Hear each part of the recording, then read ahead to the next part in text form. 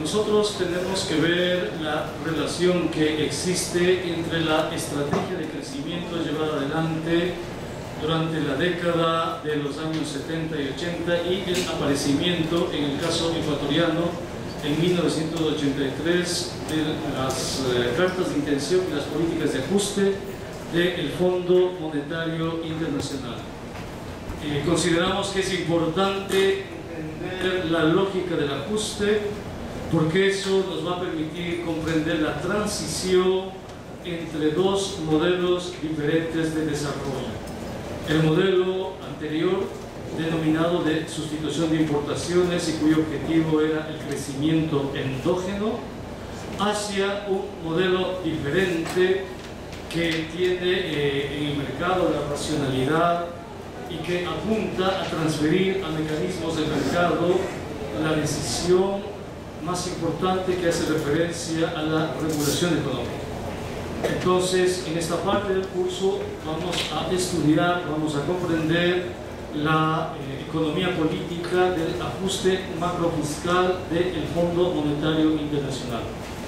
El Fondo Monetario Internacional es una institución que se crea en 1944 durante la conferencia de Bretton Woods y cuyo objetivo es garantizar los equilibrios del sistema monetario mundial después de la posguerra.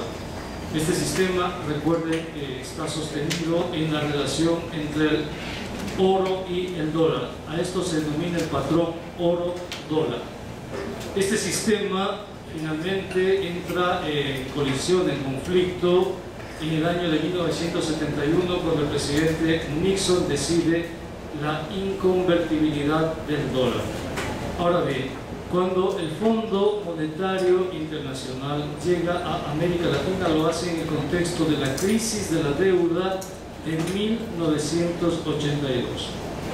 Los países latinoamericanos empiezan a acumular fuertes cantidades de endeudamiento externo y este endeudamiento empieza a constituirse en una carga en el Producto Interno Bruto. Si nosotros vemos los datos, por ejemplo, del caso ecuatoriano, vamos a ver cómo la deuda externa, por ejemplo, en el año 1981 representó, aquí está el dato, el 42% del PIB. En 1982 la deuda externa representó cerca de la mitad del Producto Interno Bruto, 49.000, situándose en 6.632 millones de dólares, de los cuales 5.000 correspondían a la deuda del Estado y 1.628 correspondían al endeudamiento privado.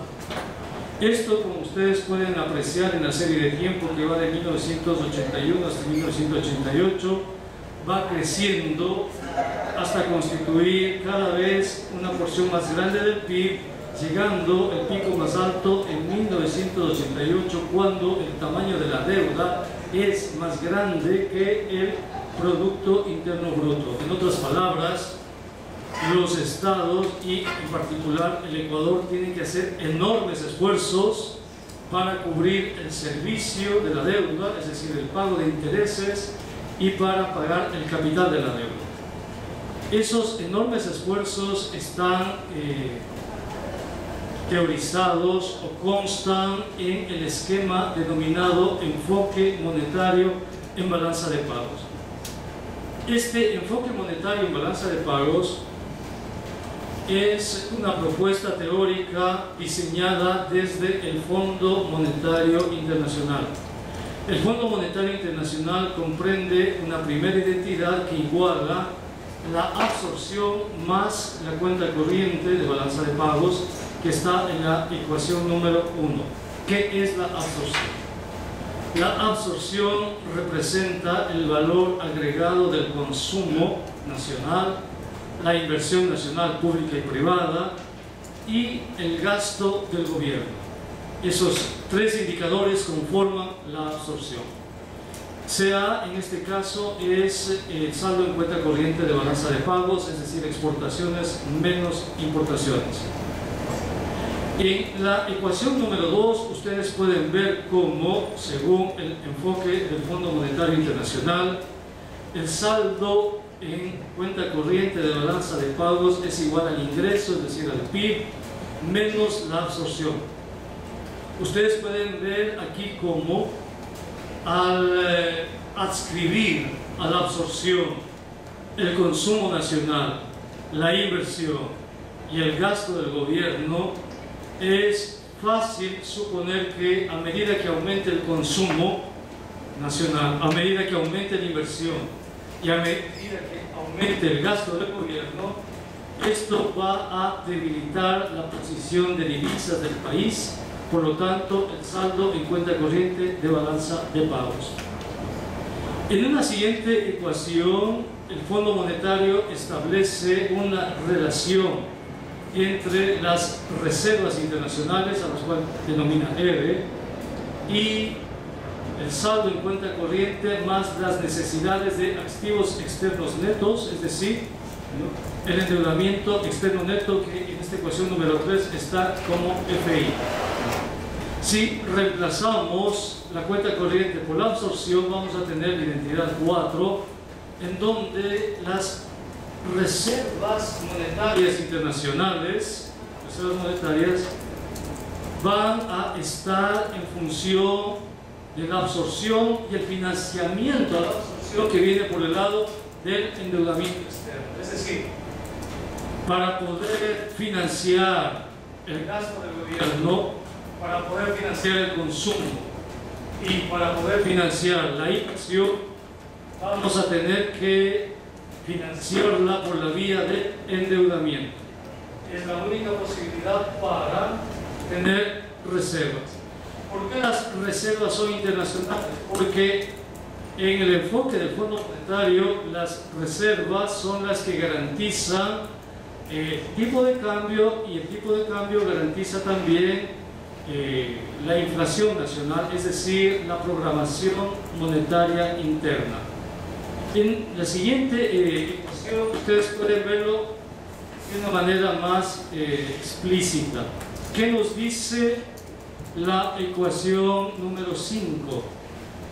La ecuación número 5 nos dice que la oferta monetaria, es decir, la cantidad de dinero que existe en una economía, es igual a las reservas internacionales más el crédito interno. Pero ustedes saben por la ecuación anterior que las reservas internacionales son igual al saldo en cuenta corriente, balanza de pagos más el endeudamiento. Y ustedes saben que ese endeudamiento, según el Fondo Monetario, está hecho para financiar la absorción, es decir, el consumo, la inversión y el gasto gubernamental. Ahora bien, lo que es interesante en este enfoque monetario de balanza de pagos es la forma por la cual el Fondo Monetario relaciona la cantidad de dinero con los usos del dinero, que en economía se denomina demanda monetaria, que es esta de aquí. Esta ecuación se la debemos a un economista liberal que se llama Milton Friedman y fue propuesta en el año de 1957. Se llama teoría cuantitativa como demanda monetaria. Ahora bien, ¿por qué es interesante esta ecuación? Porque nos dice lo siguiente, que si aumenta la cantidad de moneda en una economía, ese aumento de la cantidad de moneda en la economía está provocado por las necesidades del gobierno. Es decir, si hay emisión monetaria, ¿qué va a provocar esa emisión monetaria? Según la segunda ecuación, esa emisión monetaria, habida cuenta de estas variables, va a provocar básicamente y en el corto plazo inflación. En otras palabras, lo que es clave aquí es el hecho de que para el Fondo Monetario la emisión monetaria, es decir, la impresión de billetes y monedas, genera inflación. ¿Qué opinan ustedes de eso? ¿Será cierto? ¿Sí? Yo, bueno, al principio creería que sí, porque si se imprime sin tener un respaldo de dinero, las personas va a circular más moneda dentro del mercado. Entonces, a lo mejor las personas tienen más dinero para comprar las cosas y como hay mayor demanda, el precio de las cosas también sube. En el supuesto de que el dinero que se imprime vaya al bolsillo de las personas. Porque en Estados Unidos, el año 2008, en septiembre, se realizó una enorme emisión monetaria de 700 mil millones de dólares, es decir, 12 veces el PIB del Ecuador. El programa TAP se llama, y esa emisión no fue al bolsillo de la gente, fue al bolsillo de los banqueros. Entonces, dependiendo hacia dónde va el dinero. Pero nosotros vamos a ver aquí lo siguiente. Vamos a ver aquí la emisión, por ejemplo. Esta es la emisión monetaria. Ustedes tienen aquí la emisión monetaria de 1972 a 1980 y tienen el siguiente indicador, que es la inflación durante ese periodo. Esta es la inflación en el mismo periodo. Ustedes pueden ver que la inflación en el periodo 71-83 tiene dos comportamientos. Un comportamiento relativamente estable de 1971 hasta 1982, relativamente estable, con una pendiente suave que podría ir hacia arriba, pero muy suave. Y en 1982 ustedes pueden ver que la inflación se dispara. Y resulta, de acuerdo a la ecuación anterior, más que la ecuación, de acuerdo al gráfico anterior, nosotros vemos que la pendiente de la emisión monetaria es hacia abajo. En otras palabras, aquí, justo en este año, hay un evento que tiene que ser explicado y que provoca la inflación y que no corresponde para absolutamente nada a la emisión monetaria. Y comparen ustedes ese evento con este de aquí.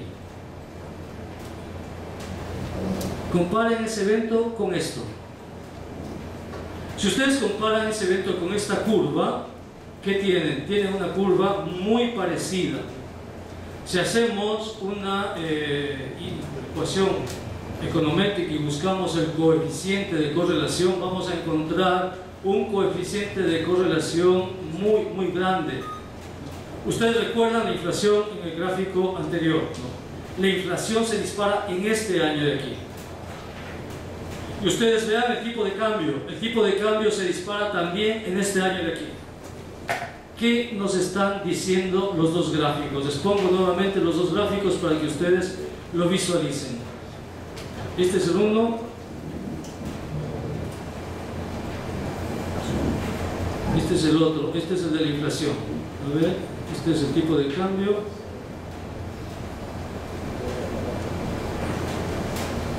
Este es el de la inflación.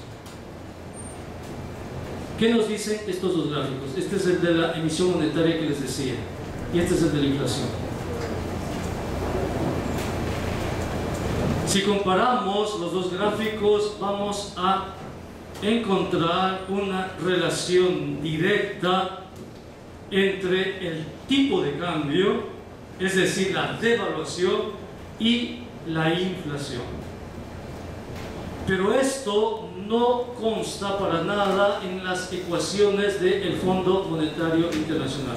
¿Qué nos dice el Fondo Monetario Internacional de sus ecuaciones? Nos dice lo siguiente. Nos dice que la inflación depende de la cantidad de dinero puesta a servicio del público por parte del gobierno, y que esa cantidad de dinero, cuando aumenta, producto de D, provoca inflación. Eso es lo que nos dice el Fondo Monetario. Y esta inflación obviamente altera el equilibrio general. Esta es la ecuación canónica, se llama así, se llama ecuación de Cambridge, de la demanda monetaria, donde se establece de forma muy clara que el incremento de dinero provoca inflación. Y aquí obviamente se iguala la oferta monetaria con la demanda monetaria. ¿Qué quiere decir el Fondo Monetario con esto? Lo siguiente. El Fondo Monetario dice, y ese es el argumento central, que el modelo de crecimiento endógeno, es decir, el modelo de industrialización, necesita recursos. Esos recursos son financiados por la emisión de dinero del gobierno. El gobierno empieza a emitir dinero, empieza a endeudarse, eso genera inflación y eso presiona la balanza de pagos y eso provoca la crisis de la balanza de pagos. Esto está clarísimo aquí. Esta es la oferta monetaria. Vean ustedes, la oferta monetaria, ustedes recuerdan, teníamos esta ecuación que es la cuenta corriente de balanza de pagos, la CFI más el crédito interno.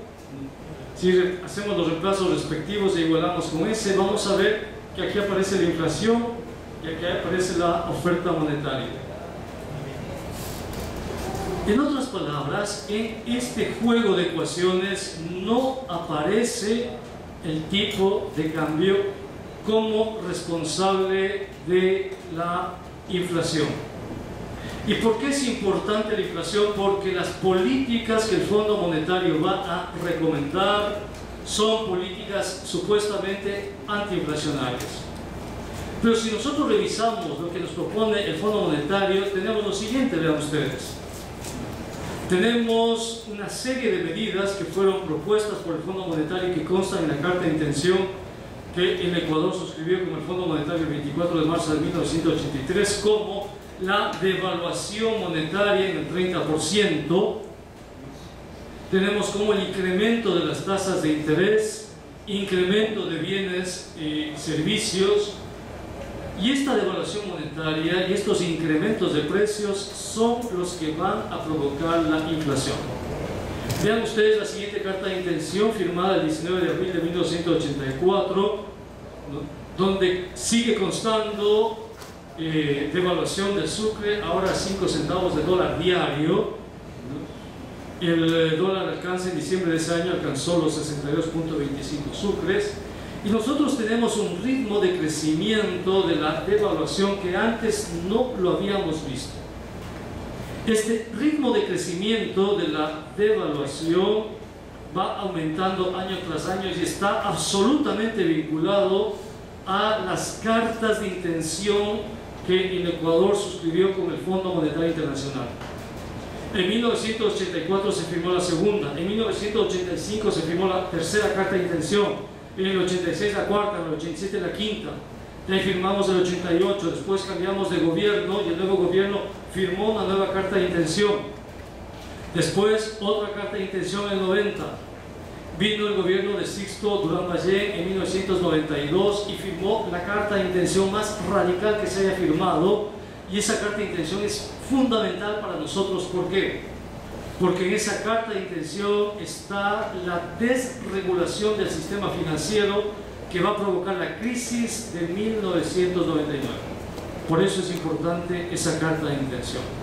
¿Qué provocaron estas cartas de intención? Vean ustedes. Aquí está la inflación y el tipo de cambio en la década de los 70. Ustedes pueden ver, el azul es la inflación, la naranja es el tipo de cambio. Ustedes pueden ver pendientes suaves en ambos casos. ¿Por qué? Porque había una cierta estabilidad. Ahora miren ustedes los mismos comportamientos en la década de los 80. Pues bien, cómo se alteran de manera abrupta esas dos variables. Y si se alteran de manera abrupta esas dos variables, va a cambiar absolutamente todo la economía. Ustedes tienen aquí la evolución del tipo de cambio en el 83 y vean cómo se dispara a partir de 1982 con la suscripción de la firma de la carta de intención con el Fondo Monetario Internacional. Ustedes tienen ahí una correlación con la inflación. La inflación se dispara a niveles jamás alcanzados antes de la década, justamente en el periodo en el que se firman las cartas de intención. Y es obvio, y es normal. ¿Por qué? Porque al devaluar la moneda, los importadores de bienes de capital y los importadores de materias primas, en pleno contexto de industrialización, ¿qué van a hacer? Van a transferir el costo de la devaluación al consumidor final. Es obvio. Y eso va a provocar inflación. Si ustedes producen un bien X y para producir ese bien X tienen que importar Z insumos, si Z les cuesta más, Z más N, el bien costará X más N, donde N será el costo de la devaluación. En otras palabras, hay una vinculación directa entre la inflación y la devaluación. Si ustedes además añaden el incremento de las tasas de interés, ¿qué va a suceder? Que al encarecerse el costo del crédito, los empresarios van a añadir, ustedes quieren, van a tratar de una u otra manera vincular el costo del crédito al precio de venta. Eso es lo que van a hacer y eso va a provocar inflación. Vean ustedes el comportamiento de la emisión monetaria en la década de los 70 hacia abajo. Ahora vean ustedes el comportamiento de tipo de cambio en un periodo más largo que va del 78, los últimos años de la industrialización y antes de la crisis, al 87. Ustedes pueden ver cómo en los años anteriores el precio sucre dólar fluctuaba en alrededor de 26, 27 y aquí se dispara. Y aquí se dispara a 50, 84 y llega el 87 a 194. Si nosotros vemos durante la década de los 90, por ejemplo, el tipo de cambio, vamos a encontrar y vamos a ver cómo el tipo de cambio va creciendo. Este es el gasto público, gasto social. Aquí tenemos tipo de cambio en el mercado libre. Estamos aquí, vean ustedes, les voy a ampliar está aquí, tipo de cambio, ¿no? Le subrayo para que ustedes vean. Y de aumento, en 1990 el tipo de cambio, donde está el mercado libre, estaba en 822 dólares.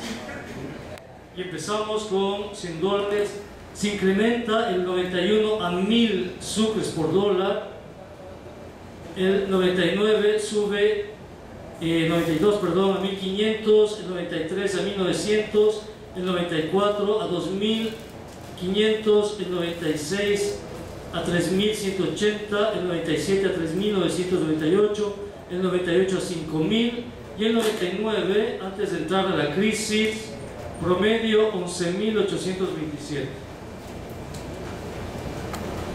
En cada una de estas variables del tipo de cambio, en cada una de estas había una intervención directa del Fondo Monetario Internacional.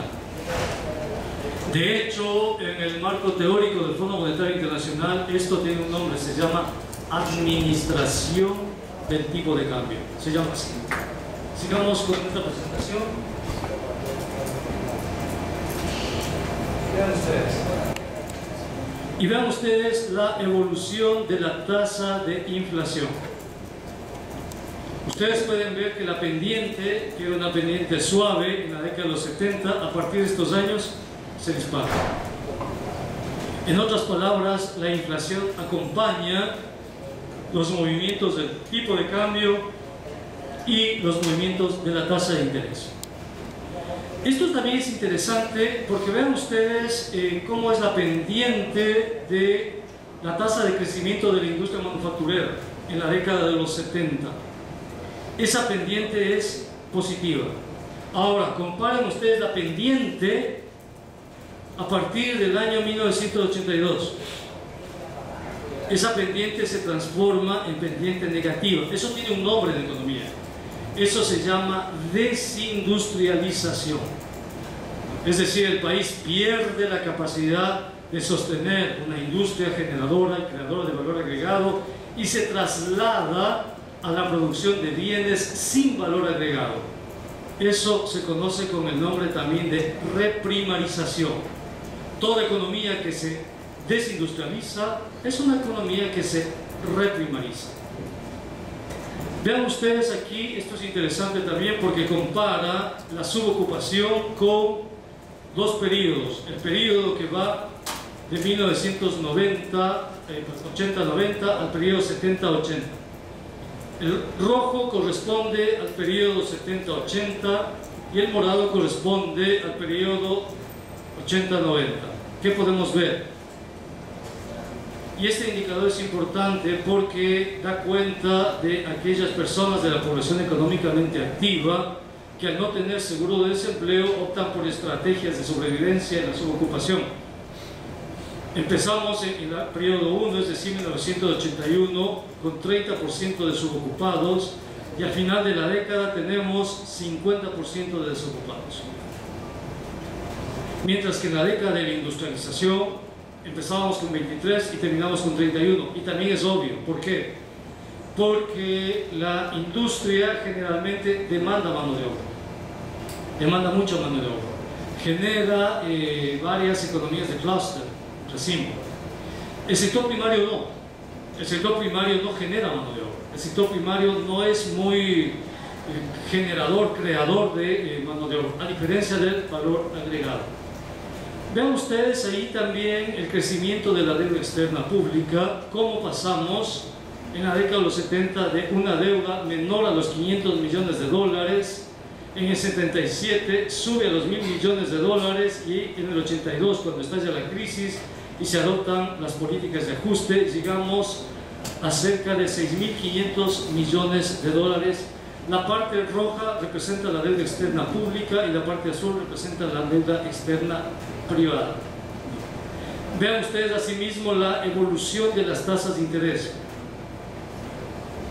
Entonces, del 12% que teníamos antes de la década del 80, tenemos un incremento a 1999, el año de la crisis, en promedio llega al 60%. Entonces, ustedes pueden ahí inferir que todo proceso productivo, para llevar adelante su estrategia de producción, tuvo que trabajar con tasas de interés muy altas. Y esas tasas de interés no permiten la producción. Esas tasas de interés se descargan en los consumidores. Esas tasas de interés son recesivas. En otras palabras, las recetas del Fondo Monetario Internacional provocaron de forma intencional inflación y recesión. Pero lo más perverso del asunto es que el Fondo Monetario Internacional le acusó al Estado de generar, en virtud de la expansión fiscal, inflación y recesión, y no es así. Y esto puede verse, por ejemplo, en la responsabilidad que tiene el Estado con el gasto social.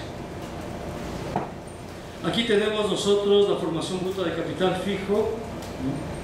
Y vean ustedes, desde 1980 hasta el año 2005, que fue el último año en que firmamos una carta de intención, el gasto en educación como porcentaje del PIB.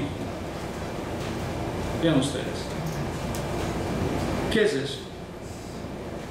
Eso significa un deslinde, eso significa que el Estado no asume la responsabilidad de sostener la educación. De hecho, llegamos en el año 2005 al nivel más bajo de toda América Latina en educación como porcentaje del PIB, menos del 2.5% del PIB. Cuando habíamos empezado la década de cerca del 5% del PIB. Esto representó las políticas de ajuste del Fondo Monetario Internacional. Es necesario evaluar esa política de ajuste del Fondo Monetario Internacional, porque esa política de ajuste es la que va a provocar pobreza. Tenemos aquí los datos de pobreza y un deterioro en las condiciones de vida realmente muy fuertes. Vean ustedes, este dato también es interesante, el índice de pobreza. Aquí está. Y le voy a ampliar más para que ustedes lo puedan ver. ¿Lo ven, verdad? 16%, vean ustedes. Y este es otro dato interesante, ¿no? La remuneración al trabajo. Este dato lo podemos ver mejor de la siguiente manera, 75.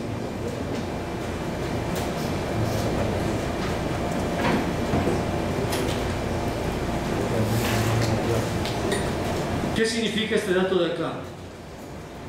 Este dato me parece interesante, ¿no? Ustedes saben, en una economía tenemos el Producto Interno Bruto. Ese Producto Interno Bruto a valor agregado se distribuye en 3 sectores fundamentales: los trabajadores, el gobierno y los empresarios. A los trabajadores la participación se la conoce como remuneraciones. A los empresarios la participación se la conoce con el nombre de excedentes brutos de explotación. Y el gobierno se llama así, gobierno. Yo quiero que visualicen esto de aquí. Vean ustedes, empezamos este año de acá. Estamos en el año, ¿dónde está? 1980. 1980 tenemos el siguiente indicador, 39.90. ¿Se lo ven? Está aquí. ¿Qué nos dice este indicador? Este indicador nos dice cómo participaron los trabajadores de la generación del valor agregado. Y nos dice que en 1980, de cada $100 que se crearon en la economía, los trabajadores se llevaron 31. El dato de arriba, a ver, el dato de abajo representan los excedentes brutos de explotación. Los empresarios, en cambio, se llevaron 59 dólares. Conforme avanza la década, ¿qué podemos observar? Ustedes, 30, 28, 24, 22, 20, 21, 22, 18. Empezamos con 30 y terminamos la década con 18. Y vean ustedes los excedentes de explotación. ¿En cuánto empezaron? Empezaron en 59, terminaron en 69. ¿Qué significa esto? Significa que se alteró la correlación entre el capital y el trabajo en beneficio del capital. Vamos a ver los primeros datos de esta década del 90 como excedentes brutos de explotación. Está aquí.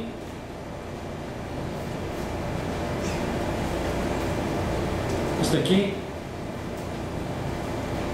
Y aquí está la remuneración a los trabajadores, ¿no?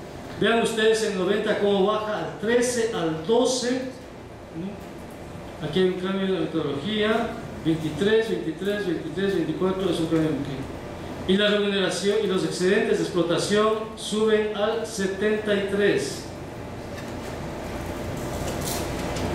75, 73. Aquí se cambia la metodología y se aumenta el gobierno, porque se supone que el gobierno recauda para atender a la gente, por eso cambió la metodología. Pero nos quedamos con el año 92, 93, en donde los excedentes brutos de explotación pasaron a corresponder al 75% del PIB, medido en términos de valor agregado.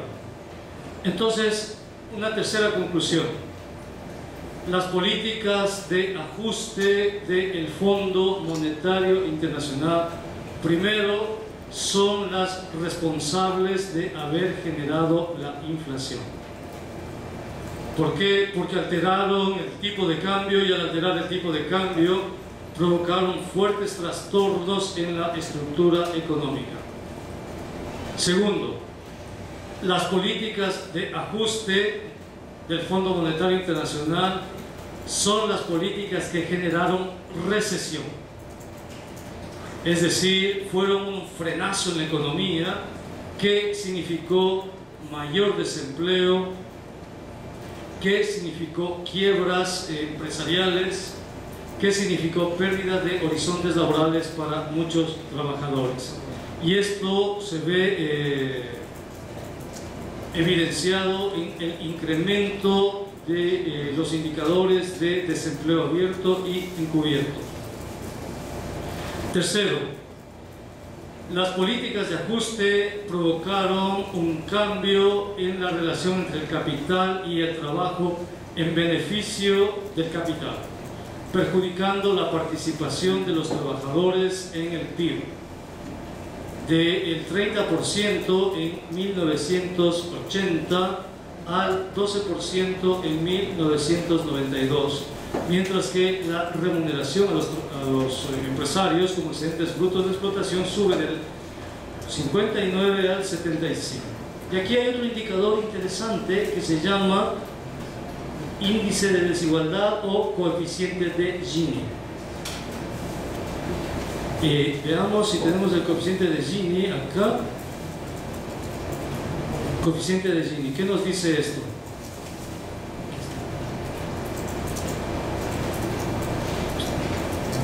Está calculado en los últimos años de la década 0.45 y 0.43.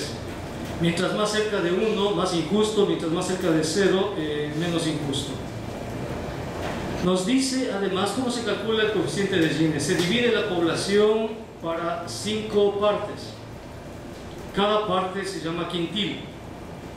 Y se ve la distancia que hay entre el quintil más grande y el quintil. O sea, cuál es el que se lleva la porción más grande del ingreso, el primer quintil, y cuál es el quintil que se lleva la menor porción del ingreso. Para que ustedes tengan una idea, tenemos los datos también aquí. El quintil más pobre, es decir, el 20% más pobre de ecuatorianos, se lleva el 2% de la riqueza nacional. El 2%. El quintil más rico, el 20% de ecuatorianos más ricos, participan con el 54% de la riqueza nacional. Es decir, si el PIB es de 60.000 millones de dólares, el 20% más rico de ecuatorianos, de esos 60.000, se llevará alrededor de unos 32.000, 33.000 millones de dólares.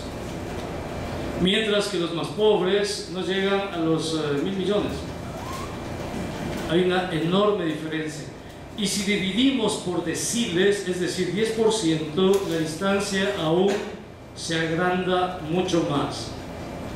En otras palabras, las políticas de ajuste del Fondo Monetario Internacional provocaron inflación, recesión, como lo acabamos de ver, cambiaron la relación del capital y trabajo en beneficio del capital y además ayudaron a la concentración del ingreso en los más ricos. Una quinta conclusión es el hecho de que las políticas de ajuste del Fondo Monetario resintieron a la población con respecto al Estado y al gobierno. En otras palabras, la población empezó a ver al gobierno como a su principal enemigo, y es normal, porque el gobierno estaba implementando políticas que le iban a golpear directamente a los bolsillos de los hogares. Cada gobierno venía y le incrementaba el costo de la gasolina, el costo de las tarifas. ¿Qué pensaban los hogares frente a ese gobierno? Cada vez que había elecciones era un motivo de preocupación, porque cada gobierno que ganaba, lo primero que hacía es utilizar la popularidad de las elecciones para legitimar su discurso en contra de la crisis. Todos, excepción del último gobierno, ¿no? Pero todos los gobiernos se escudaban en el discurso de la crisis. Le decían a la sociedad que había una crisis económica, le enseñaban una serie de datos y que necesitaban firmar con el Fondo Monetario y que el Fondo Monetario exigía una serie de garantías. Ahora, esto que nosotros estamos discutiendo con la historia pasada, para los griegos de hoy, es historia presente. Exactamente lo mismo que nos hicieron a nosotros aquí en América Latina, le está sucediendo a Grecia. En Grecia nosotros podemos ver cómo el Fondo Monetario Internacional está proponiendo el mismo esquema recesivo. Vemos incrementos en los impuestos al valor agregado, vemos reducción del tamaño del Estado, vemos incrementos en las tasas de interés, vemos incrementos en el costo de la vida Y eso ha significado más desempleo, más pobreza en Grecia. Es decir, el camino que nosotros lo recorrimos en los 80 y 90, ahora lo están recorriendo en Europa. Menos mal, nosotros en América Latina logramos zafarnos del Fondo Monetario Internacional, porque 10 años más del Fondo Monetario Internacional, y olvídense, estaríamos de este lado en los últimos escalones de desarrollo, crecimiento, igualdad, equidad, etcétera, etcétera. Porque al parecer ese es el rol del Fondo Monetario Internacional, o sea, destruirnos como sociedad, destruir las solidaridades, etcétera, etcétera. Porque vean ustedes la forma por la cual el Estado se concentra cada vez más en el cobro de impuestos, pero no traduce esos impuestos en obra social. En definitiva, los ciudadanos pagan impuestos, ¿para qué? Para que el Estado traduzca esos impuestos en lo fundamental que es salud, educación, obra pública, etc. Pero ¿qué pasó? Que los estados decidieron no asumir esa responsabilidad.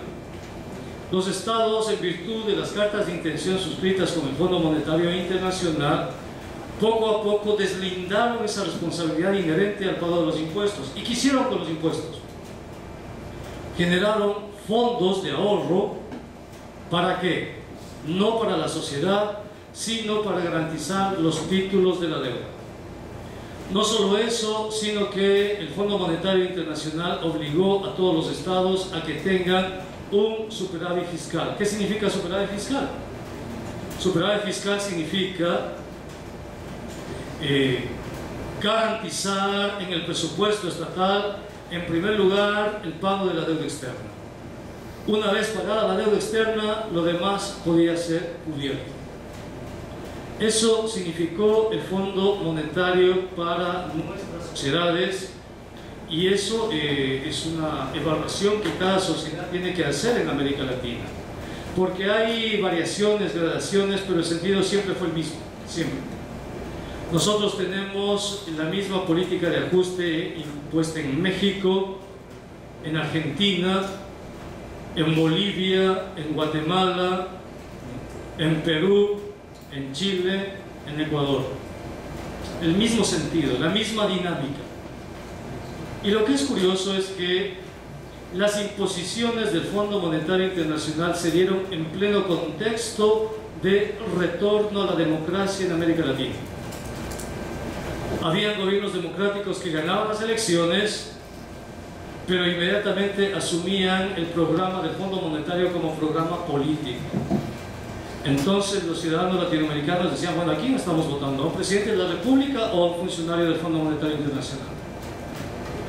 Porque efectivamente en el sistema político los gobiernos disputaban posiciones antagónicas y uno estaba llamado a creer que eran casi enemigos irreconciliables entre diferentes opciones políticas, pero cuando ganaban las elecciones, ¿qué hacían? Inmediatamente se acercaban a las puertas del Fondo Monetario Internacional, suscribían paquetes, cartas de intención y paquetes de ajuste muy dolorosos para la población, y la política continuaba en el mismo sentido. Y eso ustedes pueden ver en toda América Latina.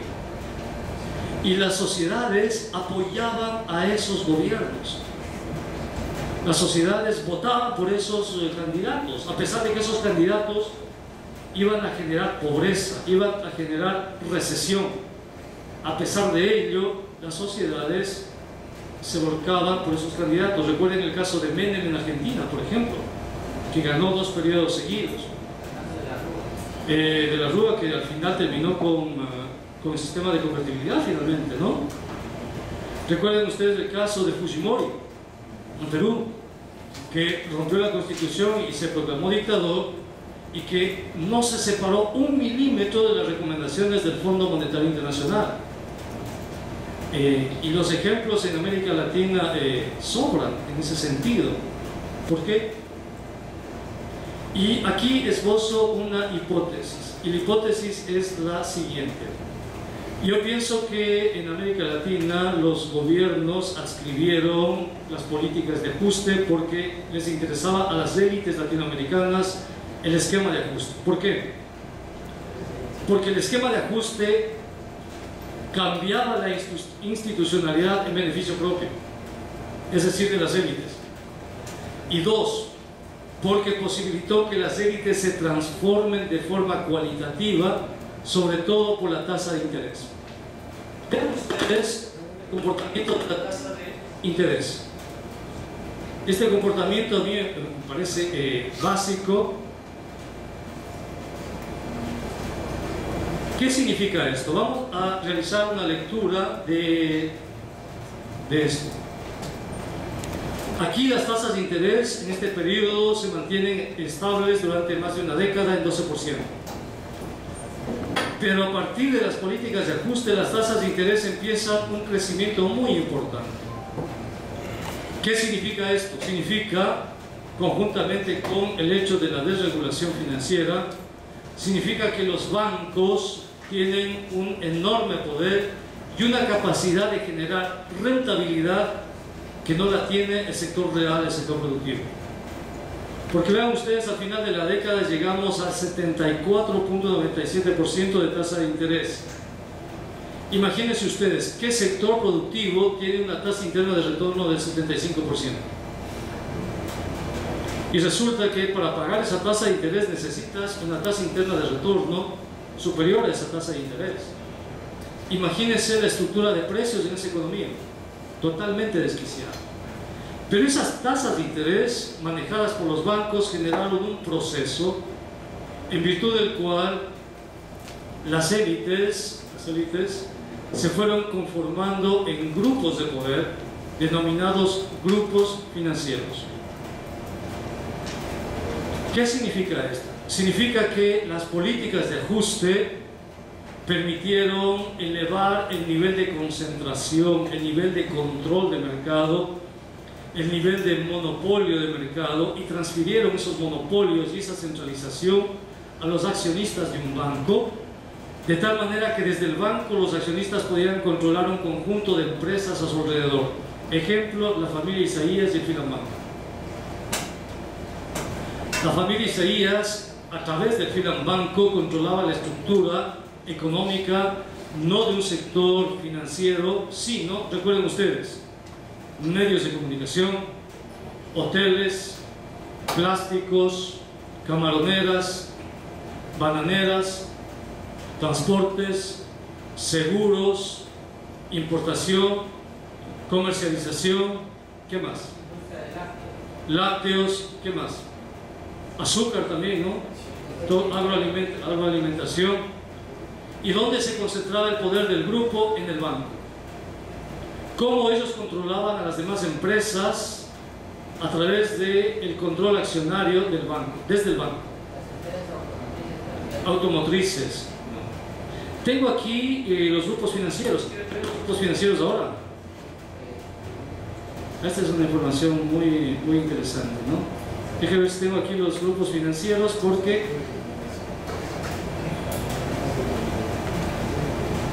lo vemos después. Déjenme ver si tengo aquí, si no lo podemos ver después. Lo vemos después, lo vemos después.